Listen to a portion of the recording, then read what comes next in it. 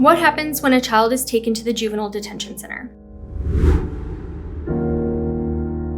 Not every child who commits a crime is arrested by the police. Unlike with adults, with juveniles, the police are able to make a decision whether they want to take a kid into custody or not. But when a kid is taken into custody and taken to the Juvenile Detention Center, they have some rights that kick in very quickly. When a child is taken to the Juvenile Detention Center, they will have their first detention hearing within 2 business days.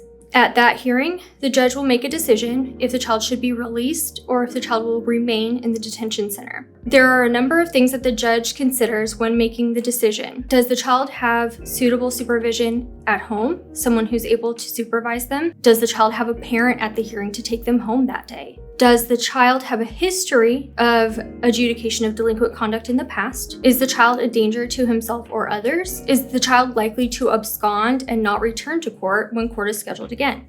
If the judge finds that the child should be released, they will go home with their parent that day. The judge can order conditions of release, which are sort of like bond conditions, where the judge can tell either the parents or the child that a number of things have to be done in order for the judge to agree to release the child. Some of those things may be that the child has to enroll in school. The child may have to take drug tests while released. The child may have to stay away from and not have contact with certain people. The child may be ordered not to use social media or not to have internet access, different things like that. Those are some examples of what the judge may order as a condition of release.